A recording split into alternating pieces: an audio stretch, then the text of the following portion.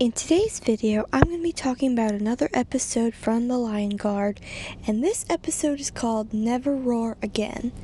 Now, this episode is about where Kion saves his mother, Nala, from these hyenas, and he gets so mad, and when he gets mad, his roar, it seems like it gets even more powerful.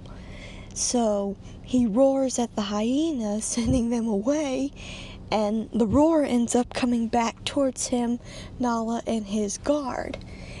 And then the ground starts to break apart, and Nala almost falls, but he thankfully saves her. And he realizes that he almost lost her, but of course everything's fine.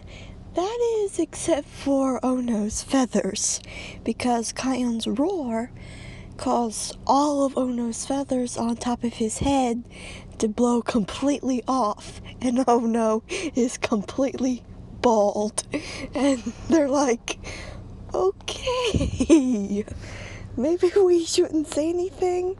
But then once they get back to their hideout, or their lair, or whatever you want to call it, Ono looks into the water and sees his reflection and sees that he's now completely bald.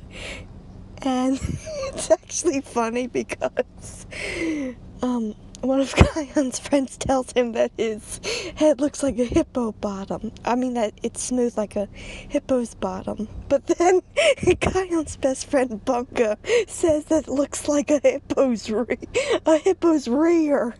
And Ono's like, Bunga, that's not making me feel better. And I'm like, yeah, I can see that. But yes, that was absolutely hilarious. I think that is so funny.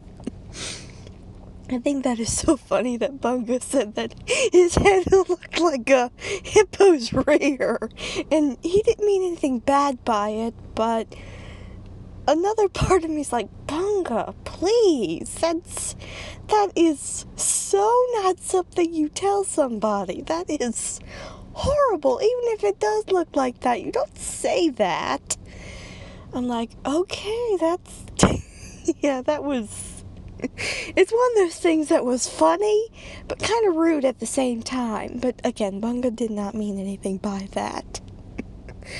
But anyway, so Bunga then goes over to Kion, who's looking at a painting of Scar destroying his lion guard, because ever since he almost lost Nala, he had been worried about using it. And it started to show later on, before this, and it's also starting to show now that he's nervous about using the roar.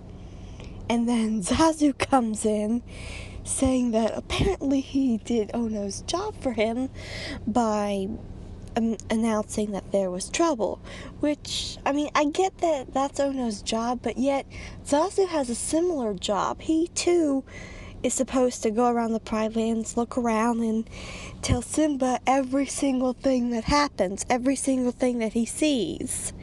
And apparently Zazu's supposed to tell Simba everything from A to Z, so I kind of don't really see what the big deal was, but it's actually funny because once Zazu sees that Ono is completely bald, he's like, oh my goodness. And he's like, yeah, you definitely have lost your feathers. And that part was so funny also. So anyway, the Lion Guard then go to do what they have to do, but Ono at first doesn't want to go because of his feathers. He still feels bad about himself, due to him not having any feathers on his head, like he's supposed to. And it didn't help that Bunga said that his head looked like a hippo's rear. I'm sorry, I think that is so funny, but that's also really rude when you think about it at the same time. But anyway, Zazu's actually the one that gets Ono to go with them. So Ono goes with them, and one of the animals actually calls Ono an egghead. And Foolie's like, hey, don't call him that. And Bunga's like, yeah, his head looks more like a hippo's bottom. I'm like, Bunga! Bunga, really? I'm telling you, that Bunga, he doesn't care what he says. But I think saying that his head looked like a hippo's bottom, like wording it like that, might be a little bit better than saying that his head looked like a hippo's rear. Although it's still the same thing, but just different wording. Pretty much. Yes, that was funny, but that still was very rude. But anyway, so after they do what they have to do, Kion then admits to Bunga about him being afraid to use the roar.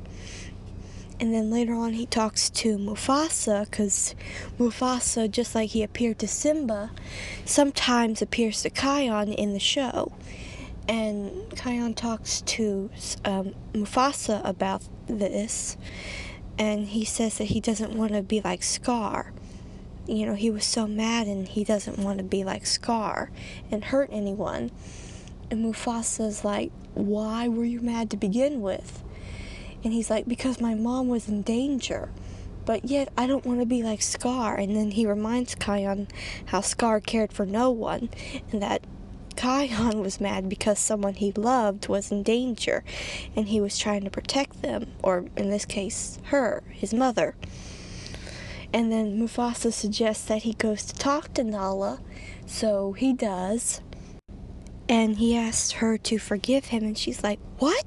Forgive you for what? You saved my life. And everything's fine, but then these crocodiles take over this, I guess, like big watering hole that a lot of the animals in the Pride Lands use.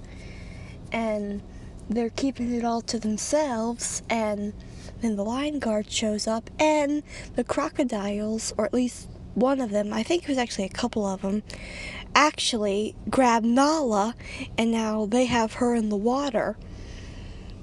And then Kion's able to use the roar to just knock the crocs away, and the roar completely avoids Nala, and he saves her again.